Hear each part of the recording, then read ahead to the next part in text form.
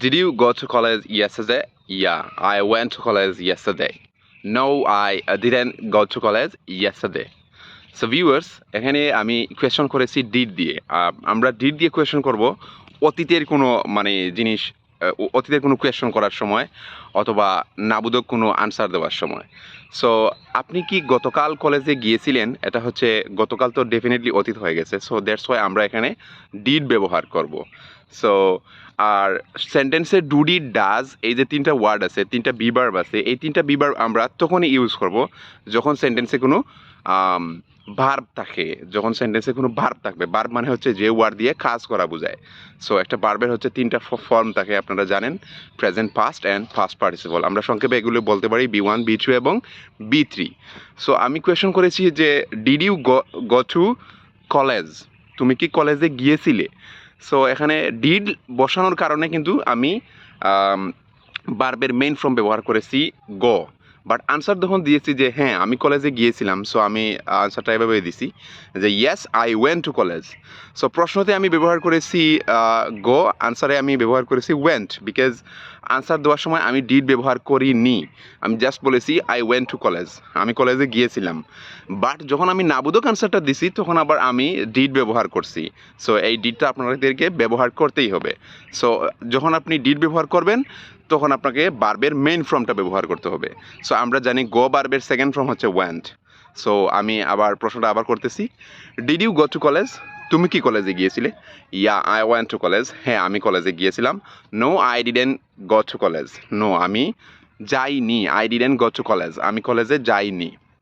So did বসানোর কারণে আমরা এখানে কি ব্যবহার করেছি? গ ব্যবহার করেছি। I didn't go, I didn't go, I didn't go to college, আমি কলেজে যাইনি। সো এখন আমরা মানে দেখেন এটাকে আবার কত লম্বা করতে পারি।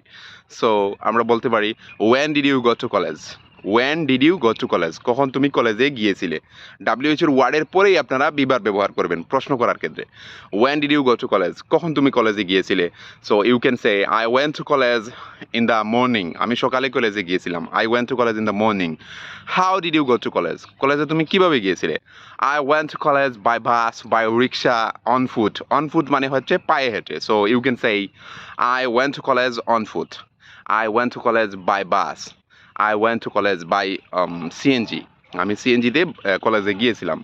সো নেক্সট কোয়েশ্চন করতে পারেন যে why did you go to college, why মানে হচ্ছে কেন, why did you go to college, কলেজে তুমি কেন গিয়েছিলে। So you can say I went to college to learn something from my teachers, or I went to college to meet my friends.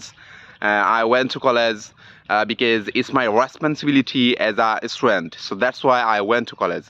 মানে একজন student হিসাবে এটা হচ্ছে আমার দায়িত্ব কলেজে যাওয়া। দ্যাটস ওয়াই মানে হচ্ছে এই জন্য আই ওয়েন্ট টু কলেজ, এই জন্য আমি কলেজে গিয়েছিলাম।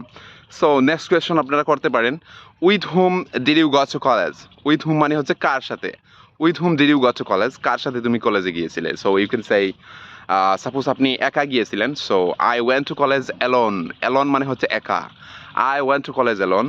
ওর মনে করেন আপনি আমার বন্ধুদের সাথে গিয়েছিলেন, so you can say I went to college with my friends, I went to college with my father, I went to college with my mother, I went to college anything, you can say like that.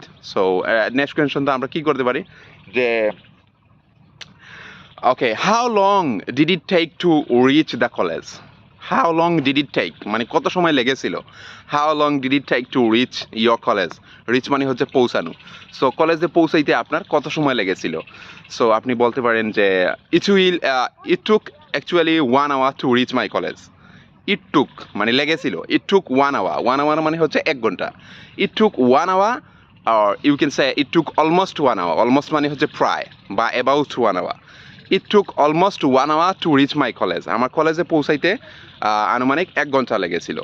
So এইভাবে কিন্তু আপনারা নিজের সাথে নিজে question করে এবং answer দিয়ে কিন্তু আপনার ইংলিশটাকে আপনি অন্য মাত্রায় নিয়ে যেতে পারেন। Definitely it is a best way for learning English actually. So নিজের সাথে নিজে কোয়েশ্চন করা, নিজে নিজে আনসার দেওয়া। সো আমরা আজকে ডিড দিয়ে কিন্তু কোয়েশ্চনগুলো করেছিলাম। So when did you go, কখন তুমি গিয়েছিলে, হাউ ডিড ইউ গো, কীভাবে তুমি গিয়েছিলে, ওয়াই ডিড ইউ গো, কেন তুমি গিয়েছিলে, ওয়ার ডিড ইউ গো, কোথায় তুমি গিয়েছিলে, where did you go yesterday, where did you go to yesterday, গতকাল তুমি কোথায় গিয়েছিলে। So you can say I went to college yesterday, আমি গতকাল কলেজে গিয়েছিলাম। So where did you go, when did you go, why did you go, with whom did you go, কার সাথে গিয়েছিলে, আমরা সব কোয়েশনগুলোতে মানে ডাব্লিউএইচওর ওয়ার্ডের পরেই আমরা ডিড ব্যবহার করছি। সো ডিড ব্যবহার করার কারণ হচ্ছে মানে আমরা প্রশ্নগুলো পাস্টে করতেছি। সো যদি এই সেম প্রশ্নগুলো আপনি প্রেজেন্টে করতে চান, যে কেন তুমি যাও, কেন তুমি খাও, কেন তুমি খেলাও, কখন তুমি খেলাও, কিভাবে তুমি খেলাও, কার সাথে খেলাও, কিভাবে তুমি হাঁটো, কার সাথে হাঁটো, এই যে প্রেজেন্টে যদি আপনি প্রশ্নগুলো করতে চান, জাস্ট আপনারা ডিডের বদলে আপনারা ডু ব্যবহার করবেন।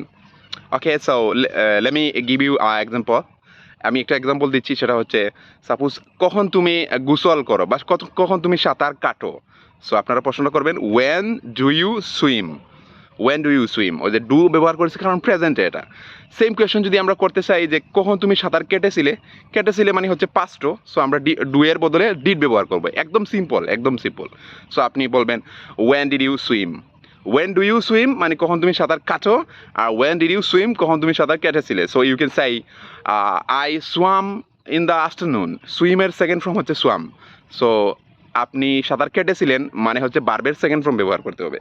I swam in the afternoon, ওই যে গোর সেকেন্ড ফর্ম আমরা ওয়েন ব্যবহার করেছিলাম, সেমভাবে আপনাকে সুইমের সেকেন্ড ফর্ম সোয়াম ব্যবহার করতে হবে। So you can you have to say here that I swam in the afternoon, আমি বিকালবেলায় সাঁতার কেটেছিলাম। So viewers, if you find something informative in my video, please follow my page and share my videos actually, and pray for me. Assalamu alaikum.